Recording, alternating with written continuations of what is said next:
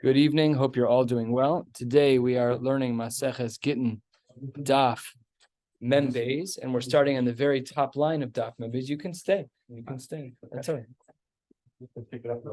We're very welcoming. Top of Mem Beis and Amud Aleph on the top line. But in order to start properly, we just have to read 3 lines from the previous page on Mem Aleph Amud Beis. Look on Mem Aleph Amud Beis at the open of the Gemara, which is 7 lines down. There, we're going to learn a brisa, which we learned yesterday, and then we're going to jump right back into today's Gemara. So yesterday, we learned the brisa, Mem Aleph Amud Beis, 7 lines down. Tan Rabbanan HaMashachar Chatzi Abdo. Let's say that I own an Eved. I'm only Mashachar 50% of my Eved. So Rabbi Omer Kana, this transaction can take place. And V'chachamim Omrim Lo Kana. The Chachamim say this transaction cannot take place. Now, let's go to the top of Mem Beis Amud Aleph. And Amar Rabba Machlokes, this Machlokes that we just saw between Rebbe and the Chachamim is b'sheshichrer chetzio v'hiniach chetzio.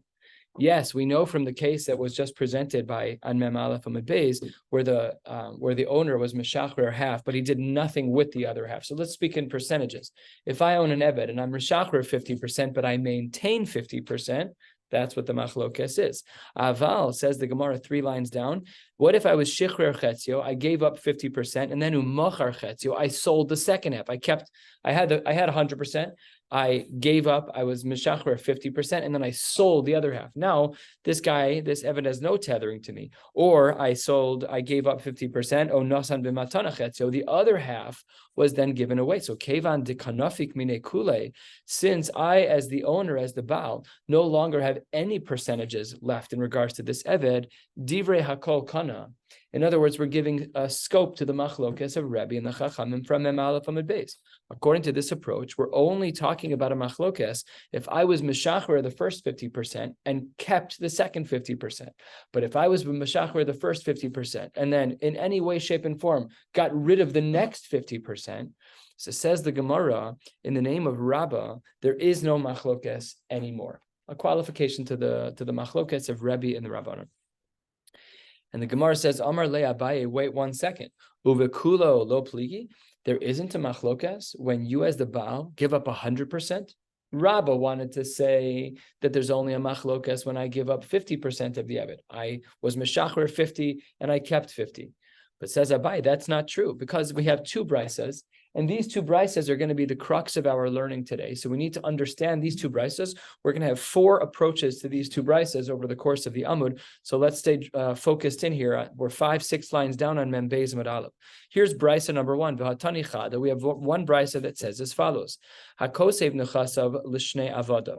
If I as a Baal write over all of my property to my 2 servants, kanu, they have acquired it, umeshacharin zeh es zeh, and they can both go free.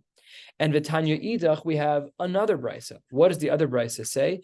Ha'omer, if a Baal says to his avadim, kol nechasai nisunim leploni viploni avadai, I'm giving it to my, we'll say Jack and John are going to be my avadim. And the Gemara says that if I, as the Baal, say that I'm giving my properties to Jack and to John, I isolate their names, I call them out individually. Af atzmam lo kanu, then neither of them are free. So the Gemara posits that the reason why these 2 brises have different answers is because of the following. My lav ha Rebbe ha Rabbanon. Wouldn't it be the case that these 2 brises are really a machlokes Rebbe and the Rabbanon? In the first brisa, where we see that they're meshuchrar, that's Rebbe. And in the second brisa, where they're not meshuchrar, so that would be the Rabbanon. And therefore, Rabbah's assertion that we started with today, that the machlokes between Rebbe and the Rabbanon is only when I'm meshacher half, and that there's no machlokes anywhere else, is not true, because Abaye just showed us from these 2 brisas that perhaps the machlokes is even broader than we thought. It isn't only where I was meshacher half, but there's even a machlokes Rebbe and the Rabbanan where I'm meshacher all, not only half. Says the Gemara, answer number 1, lo. This is not correct. It's not the correct way to understand how we balance out these 2 brisas. So let's try. There's 4 answers. Answers 1, 3, and 4 will be rejected. Answer 2 will stand the test of the Gemara. So let's start with the first answer that's going to get rejected. Really, Idi v'Idi Rabbanon.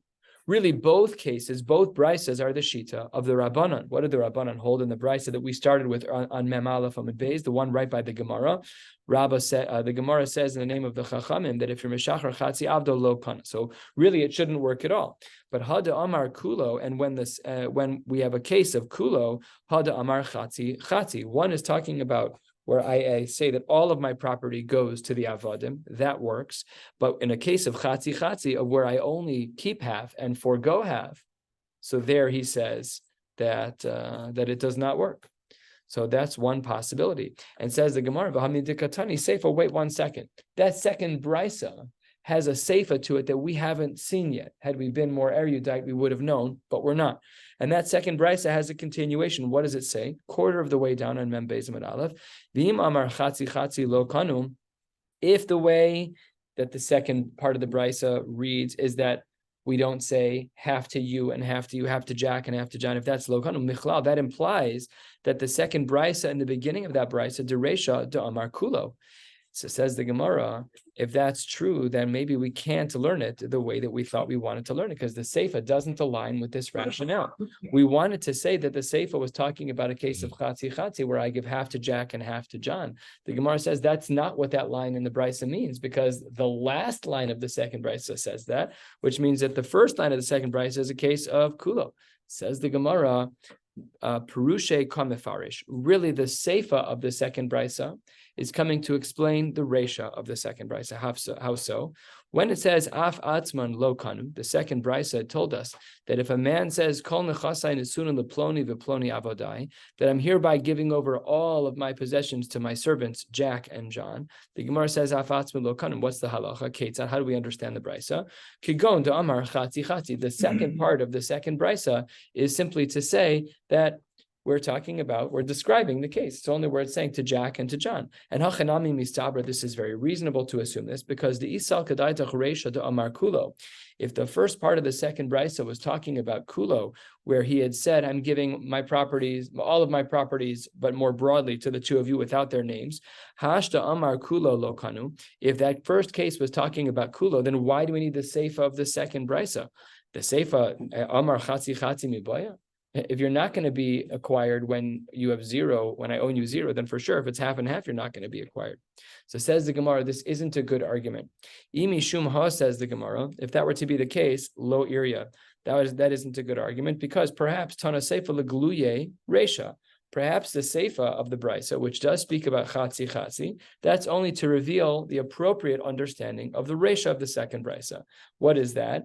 Shelo tomar, so that you will not say Resha da amar chatzi. We don't want you to think that the Resha is talking about chatzi, aval amar kulo kanu. But perhaps we could have had the incorrect diuk, that if the case was kulo, that maybe the avadim would have acquired their freedom. Therefore, tana seifa da amar chatzi, michlal the Resha da amar kulo ve'afilu hachi lo kanu. So this is a little bit of a difficult Gemara for a host of reasons. First of all, because it's difficult. And second of all, because the two svaras are very, very similar. First, we said Perushe Kamefaresh, that the Seifa is explaining the Resha.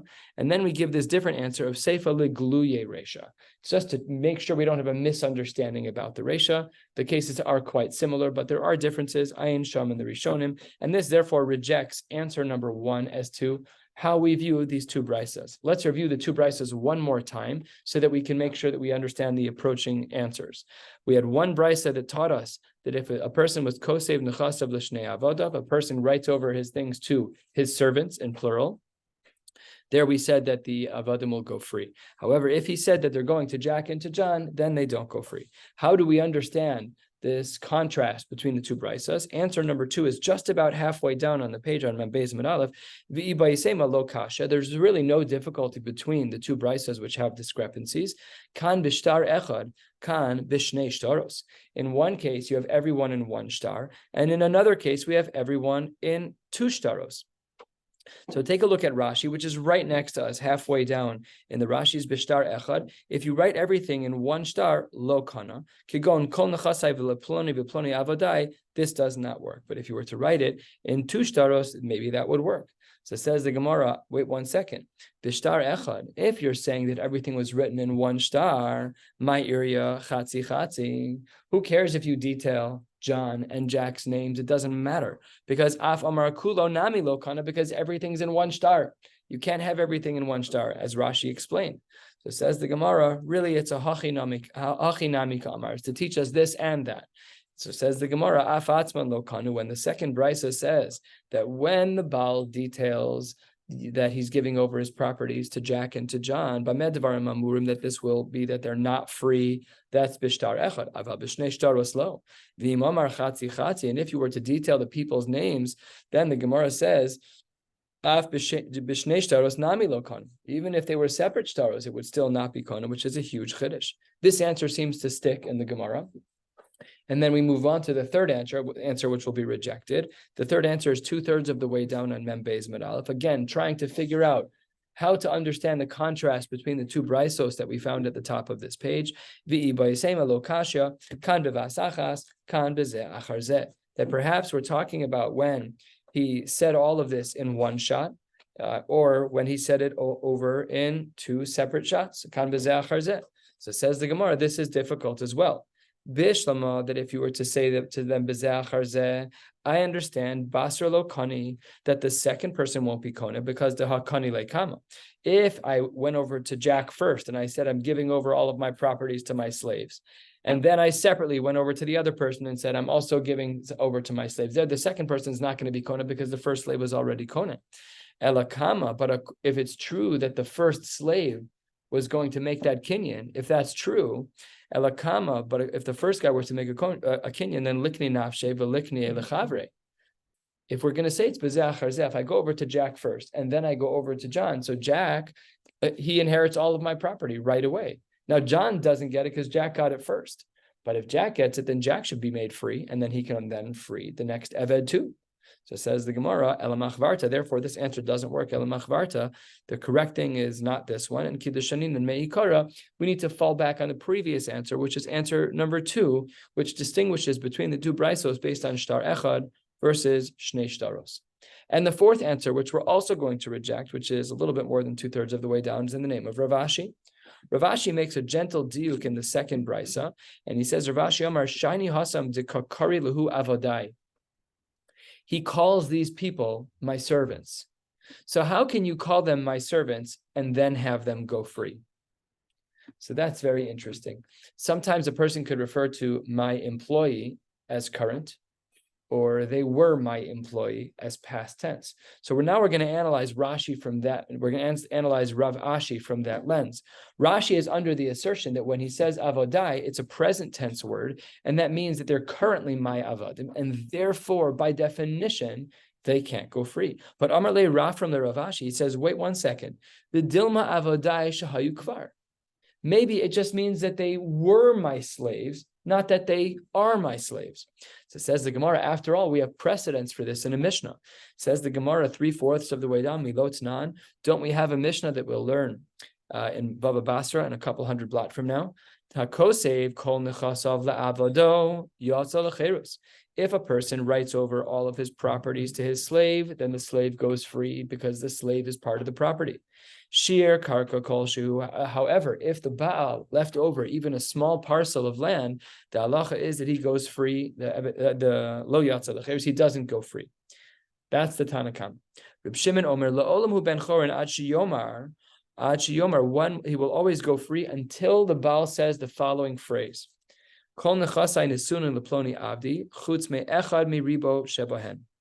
And it is on this line that the Gemara proves that when a person says avodai, it's not always present tense. The Gemara infers from Reb Shimon's line, Taima to Amar chutz me'echad sheribo shebohen.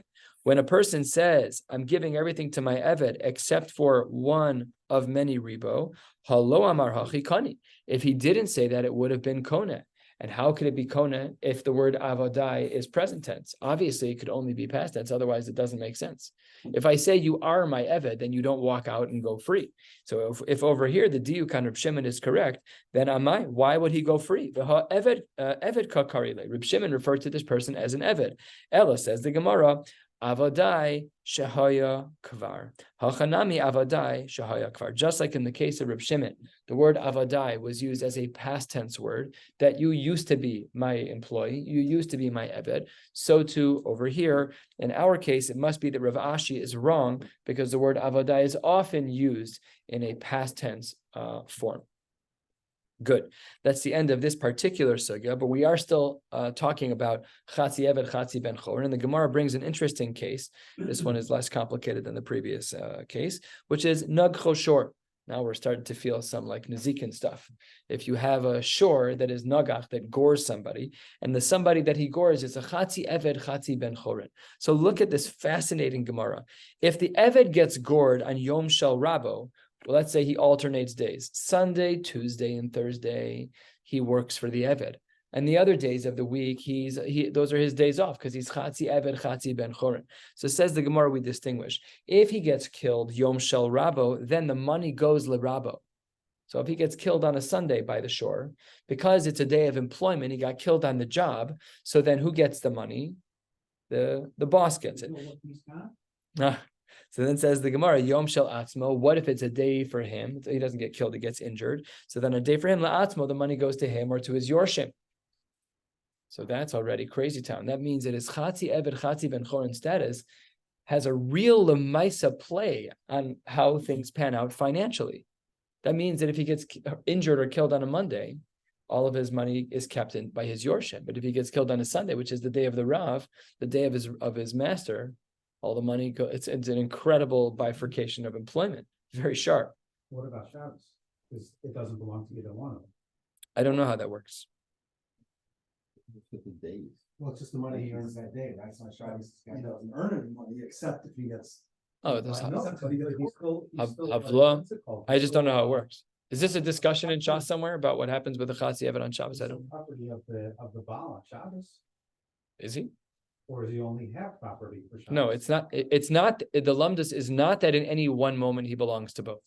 The lumdus is that in any one day he's either to the Rav or. The practical way to split it is today work for you. I mean, in theory, you could have done hour by hour. In lumdus, we could have argued that it's every minute belongs to both. We could have done that, but we didn't. Well, kind of, sort of, but not really. It doesn't really play out that way. I don't know the answer to your question. What? Yeah, I just don't know how it works. It's a great question.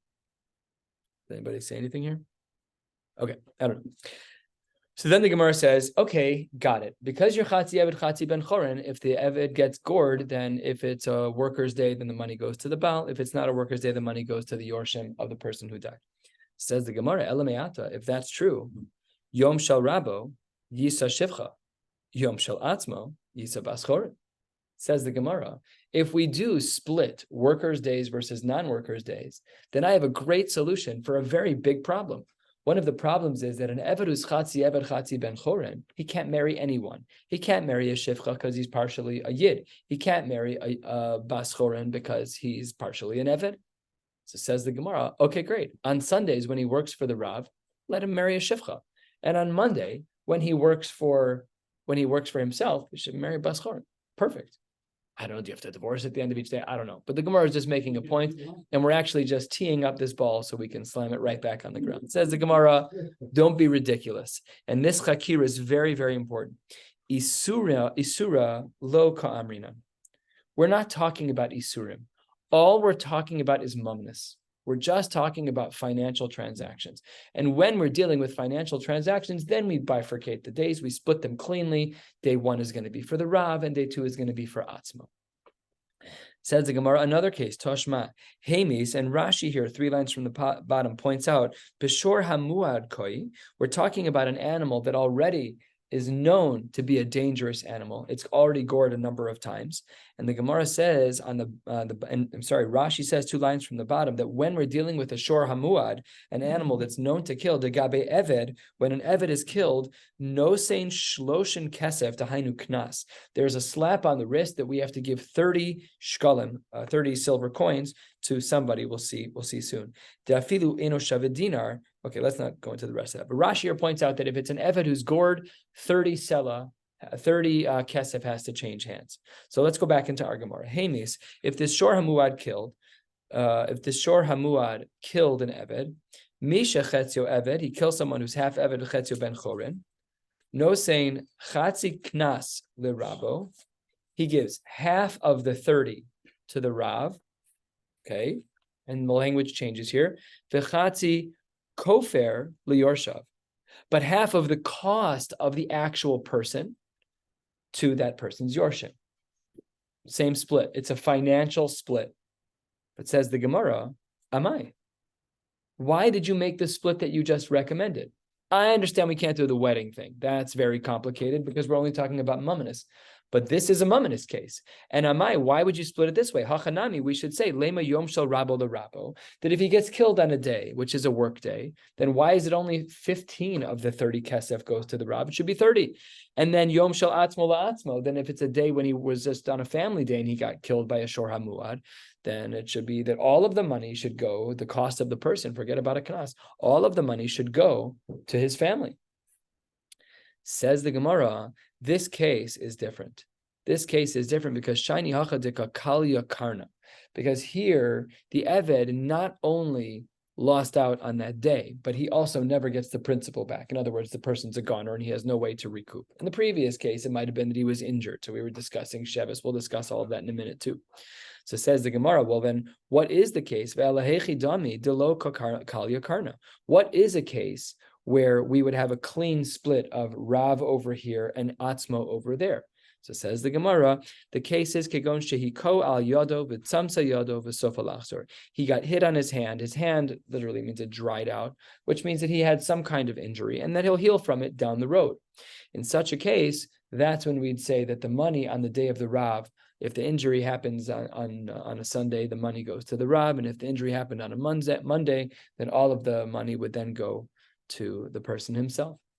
And says the Gemara, Hanicha, this only makes sense le'abaye, not for a shita of Abaye that we've seen yet, but for a different shita of Abaye. The Amar, Membez Medbez, 6 lines down, 5 lines down, that he says, what does Abaye hold? No sein lo sheves gedola v'sheves katana. That when a person has this kind of injury, he gets sheves gedola and sheves katana. What do these phrases mean? Special thank you to Rashi for his insights. Rashi says 4 or 5 lines down, Dibra Hamaschil, no sein lo sheves gedola v'sheves katana. Sheves gedola hein pichas damav limacher achshav b'shuk. When we talk about sheves gedola, that's talking about the reduced value of this Eved. Before today, he was worth $1,000. Now that his hand is ruined, he's lost a lot of his capacity to do things. Now he's only $700. And that is Vihu Nezek. That is a Nezek payment. And then if we skip a few lines down in Rashi, 5 lines down, it says, V'sheves kitana, hainu ki'iluhu shomer kishuin, shenosin lo kol yemei cholyo. This is paying for the days that he's ill. So let's look back in the Gemara. Sheves Gedola is a Nezek payment for what he used to cost minus what he currently costs. That's your Nezek payment. It used to be 1,000, now he's 750. So then the person who caused the injury has to pay 250. But the Sheves Ketana is not a Nezek payment. It's regular compensation for how much he got paid per day. And now my Eved can't produce anymore. I get to get the payments of how much he should have and could have produced. So it makes sense according to Abaye, because Abaye at least has a Nezek payment.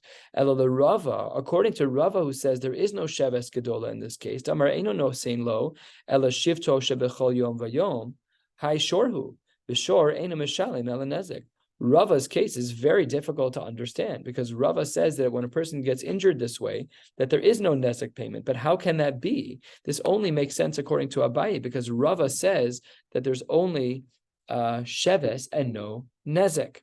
So the Gemara says, it could be that the case according to Rava, when we do have Sheves, only Sheves Ketana, and not Sheves Gedolas, when it's Hikahu, Ksheikahu Adam, when a man injures the Eved, but not when a short. That's because you're right. When a short injures someone, there should be Nezek. The Ibaisema Memrahi Umemra Larava Lo Svirale. Perhaps that he really doesn't hold of this line at all, one way or the other, because none of this is from the Tanai. Memrahi is actually a very important line in some of the early Rishonim. Years ago in Hello Torah, we met someone named Rabbi Pinchas Hyman who had written a full curriculum on how to teach Gemara. His Gemaras were color-coded. Green was Tanaim, red was Amoraim, blue was, I don't remember all the details anymore. But I think his son put together a book with 500 Mari Makomos, indicating that the early Amoraim and Rishonim used to learn in a very specific way. And one of the things that they highlight there is the word Memra is a word that is utilized only by Amoraim. So perhaps, says the Gemara, Memra that this is only a Memra, this line that we're debating. Memra l'Rav, Lusfirli just disagrees with the line, and then it's Amoraim against Amoraim, and no problem. They're allowed to argue with one another. Next case, we're a quarter of the way down, Mem Beis, Amud Beis, and we will be going until 6 lines from the bottom. So we're almost there. The Gemara says, Me'ukav get shichror. If the only thing that's left holding an eved to his Rab is a get shichror, meaning, let's say the Rab was mafkir his eved, but he didn't yet give him a shtar shichror.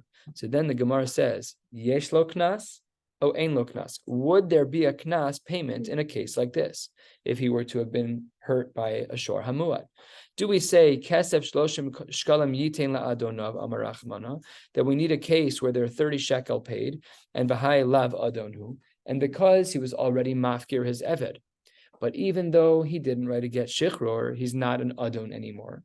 Meaning, we need to define when adnus ends. When is a master no longer a master? If I say to my eved, I'm being mafkir you, does that make me not a master? He still doesn't have a get shichror. Or no, still I am the master until the get shichror is given. You're only partially, you're 1 foot out the door, but not 2. So how do we view it? So do we say, like the Gemara says, Kesef shloshim shkalim yitain la'adonav amarachmana, the Torah says for an adon, v'hai lav adonhu, because you were already mafkir your eved, even though you didn't give over the get shichror, so then you're not an adon. O dilma, or perhaps kevin de mechusar get shichror, since the get shichror has yet to be written, you're still in the category of adon karina be. You're still an adon. It's a great question. Just in Lumdus, like how do we define the severance? Balabatish, we for sure would have thought, I would have for sure thought get shichror. Until it's over, it's not over. That's what I would have thought. But, and I presume we're probably trained by American law that until the relationship's over, it's not over, fine. But the Gemara has a chakira. Let's see what the Gemara says. Third of the way down, Tashma, we have a brisa. Hemis misha chetzio eved v'chetzio ben chorin, no saying chatzi knas l'rabo, v'chatzi kofer liyorsha, very similar to the brisa we had. It's the same brisa we had earlier, actually, that if a man was killed, and he was killed at a time when he was a chatzi eved, chatzi ben choren, so if he was killed on a day of his Rebbe, when he as a Sunday he's working for the master, so then 15 of the 30 shekel, because that's what the pasuk says. The pasuk says that if an eved gets gored, he gets 30 shekel, and we're giving chatzi knas to Rabbo, the chatzi kofer the yorshav, and half of the value of the eved gets given over to his yorshim. So my lav kimishna achrona, perhaps we're saying that this is like the Mishnah Achrona. If you'll remember from Shabbos, we learned the Gemara where Beis Shammai and Beis Hillel argued, and at the end of the Mishnah we saw something very unique. And the end of the Mishnah is on the top of Mem Aleph Amud Beis, where it says, "V'chazru Beis Hillel lahoros kedivei Beis Shammai." What was that case? So let's look at the shita of Beis Shammai. So there, the Gemara was talking about a case where we have an eved. It was very difficult to get the eved married. So let's just look back at this Mishnah, and the Gemara says that Beis Shammai says, "Takantem es Rabo, you're stuck. What is this guy supposed to do? He can't get married." So what he recommended was that because of Tikkun Olam, Kofen es Rabo, in a case of Chatzi Eved, Chatzi Ben Choren, and he has to free the guy who's still holding possession, has to free up the Eved. So if that's the case, if that's Kimishna Achrona, then we're all fine and good. We have our answer, which is that he has to free him. In other words, you're not free until you're totally free. That would be Kimishna Achrona. So says the Gemara, lo, perhaps it's Kimishna Rishona like we initially thought, and maybe we thought like differently than what we have now in our Mishnah, which is that originally Beis Hillel argued, and Beis Hillel would say that, no, you don't have to free them. So perhaps that's the machlokas. So that's why the Gemara says, no, it's Kimishna Rishona. It's like our initial impression and not like the latter impression. So we don't yet have a raya. We don't yet have an answer if being mafkir is the line in the sand to make an eved fully free, or if the get shichror is the line in the sand. So let's try again. The Gemara says, Tashma, we have a brisa. Hipil es shino, if I cause the tooth of my eved to fall out, or vesima es eno, or if I blind my eved, then if I do both of these things, yotze beshino, what makes the eved go free was the first act that I did, that I knocked out a tooth. V'nosein dmei eno, and I give money to the Eved for the injury of his tooth, of his eye, excuse me. Now, the amris yesh lo knas v'knas lerabo. If you want to say that there is a knas and that the knas goes to the Rav during this interim time of between being mafkir the Eved and the time of ksivas get shichror. So hashta chavle be'achrini yavale l'rabe. If somebody else were to injure this Eved, the money would go to the Rav. Chavil be'rabe gufe yoivle l'didei. Of course, the money is going to go to the master. You think he's going to give it to somebody else? Pashut, it should go to him. So says the Gemara, not necessarily, because this brisa that we just saw, Dilma, perhaps this brisa is Kamanda Amar Eino Tzarich, who says that a get shichror isn't a requirement altogether. You'll recall that we had this conversation already. Is a get shichror even required in the first place? Can I just be mafkir my Eved and have him be totally severed? So while the Gemara of Hipil es Shino, Ebesima es Eno, is a reasonable Gemara to ask from, it's actually not a good one at the end of the day, because perhaps that whole Gemara is like the Shita that we don't even need to get shichror. So there's no raya from here at all. Titania. Bechulan, this is a little out of context, but in all cases, this is a Gemara we'll see soon in the next Masechta. Bechulan, with all of the appendage tips, our fingertips, the tips of our toes, if an Eved were to have those cut off, Bechulan, Eved yotze bahen l'cherus, v'tzarech get shichror, me rabo, divrei bishma. Let's say that I cut off the fingertip of one of my avodim. The halacha is that they go free and they need to get shichror. Now check out Rav Meir. What does Rav Meir see? Rav Meir say, Rav Meir Omer eino tzarich. You don't need to get shichror. So what do we see from here? We see that there's precedence in the Tanaim that a get shichror isn't needed in all cases. Once a primary trigger has led to the severance of a relationship, namely cutting off a fingertip of an Eved, done. The whole relationship is over. So that's where the Gemara comes up with this argument that perhaps the case of Hipil es Shino, Besima es Eno, is a case of Eno Tzarech. And then the Gemara bounces around different opinions. Rabbi Eliezer Omer Tzarech. No, you do need to get shichror to end this case. Rabbi Tarfon Omer Eno Tzarech. Rabbi Kiva Omer Tzarech. So much machlokas here. It says the Gemara, Hamachrian lifnei chachamim, those who have to actually paskin in the Shiloh Omrim, they say as follows: Nirin divrei Rabbi Tarfon b'shein ve'ayin. That when it comes to shein ve'ayin, we follow the shita of Rabbi Tarfon. What did Rabbi Tarfon say? Eino tzarech. Rabbi Tarfon was of the opinion that if we injure an Eved's tooth or poke out his eye, so what's the halacha? So then, Eino tzarech, he doesn't need to get shichror. However, says the Gemara, the reason why I should say is Divrei Rabbi Tarfon, near and Divrei Rabbi Tarfon, B'shein v'ayin hol v'Torah zach salo, because the Torah speaks specifically about those cases. However, says the Gemara, but Divrei Rabbi Akiva will hold like Rabbi Akiva that tzarech, that we do need a get shichror in a case of b'sh'ar evarim hol v'knas chachamim. When it comes to the sha'ar evarim, the cutting off of the fingertips, there we're going to be makbid. We're going to hold like the shita of Rabbi Akiva. The Gemara calls it out and says, I don't understand. Why are you calling it a knas? That doesn't even make any sense. Knas, hakrai kadarshinan. Rabbi Akiva learned that an Eved goes free with the fingertips being severed. That's a drasha in psukim. And the Gemara here makes a fascinating distinction. Ela'ema, perhaps the reason why the Chachamim paskin differently with fingertips that were cut off of an Eved is because ho l'midrash Chachamim. So is there a difference in halacha between a direct explicit verse in Chumash versus a drasha? They're both deoraisa. Seemingly they're both deoraisa. There are plenty of things that are not found in the pasuk that are dine deoraisa. So many things. The fact that we say yadacha, right? When you put your tefillin on, it's yad keh, it's spelled funny. It's with a hey at the end. So we look at that pasuk and we make a drasha. It's not in the chumash. We make a drasha that it has to be on your yad keh, on your weak hand. That's a din d'oraisa. It's a drasha. So you're distinguishing between that which is explicit in a verse versus that which is inferred from a verse, and that's how the Gemara concludes. Here, one last case, and then we'll stop for the day. Ibayaluhu. The question was asked in a very similar vein. Me'ukav get shichror. If I was mafkir and Eved, and the only thing keeping him in my world is that I haven't given him a get shichror yet, ochel truma o eno ochel, and I am a kohen, is he allowed to eat my truma? Typically, an Eved is allowed to eat truma when he is from that of a kohen. So says the Gemara, Kinyan Kaspo Amarachmana. Do we say that the Eved is only allowed to eat the food of the Kohen because he's Kinyan Kaspo? Because I, if I were to be a Kohen, own that Eved. He's my Kinyan Kaspo. I acquired him with my money, and therefore he has rights to the same Truma that I do. But V'hailav Kinyan Kaspo, because I was mafkir him. Or perhaps the other side of the coin, Odilma Kaven de Mechusar get Shichror, Kinyan Kaspo Karina Be, because I as a Kohen was only mafkir him.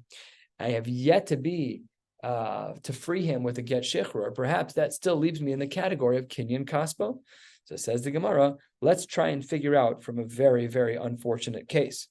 Tashma, we're 10, 12 lines or so from the bottom of Mem Beis Mid Beis, just a few lines left.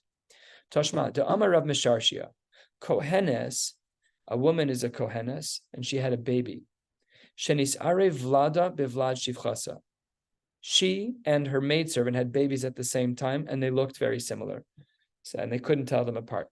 Their babies got garbled. We don't know who's who anymore. That's a big problem for many reasons. First of all, none of them can ever get married, because it could be that either one of them is an Eved or either one of them is free. There's huge nafkaminas here. But let's say that the child of the maidservant and the child of the Kohenes wife got mixed up. Hare elu ochlin b'truma. Of course, both of them can eat truma, because either it's the Kinyan Kaspo, it's the Shivcha's child, and because the Shivcha can eat truma, so can the child. So here, there's no problem with truma; is not an issue. Whatever portions are given out to the Kohanim at the Goren when they're giving things out for Trumas and Maisros, there they can only take one unit and split it. They can't take two, because they're definitely not both Kohanim. Only one of them is a Kohen, so they have to split one. And higdilu hata'aroves, if this confused pair of children grew up and they don't know who their mother is, one is a ben shivcha and one is a ben woman who's a regular Jew. The din is that when they get older, mishachrerin ze'es ze, they can free one another. Wait 1 second. There's no get shichrur here. How can they free one another? All that happened is that things got confused. So how is it that they can be mishachrer one another? So the Gemara says, wait a second, that's a strange question. Hachi hashta, what is the comparison between these two cases? Hasam, in the case of the children who got mixed up, im yavo el yavu yomar bechad minau de evedhu kinyan kaspo karinabe. This is, in theory, a solvable problem. We don't know the answer to it, but it's a solvable problem in theory. If he looks at one of these two people, he'll be like, I know who you are. You're the Eved, you're the Yid. It's a very simple case scenario. But Hacha, in the case that we're dealing with, we just don't know. Maybe Lav Kinyan Kaspo Hu Klal. We just don't know if the get shichror, if it wasn't there, is he Kinyan Kaspo, is he not? So we don't know the answer, and you cannot learn from a case scenario where we simply don't know the answer at Shiur Eliyahu. That case is not comparable to ours. So tomorrow night, Emir Hashem will pick up with the next Iboy Elihu, which is 6 lines from the bottom of Mem Beis Mid Beis. Wishing you all a beautiful night.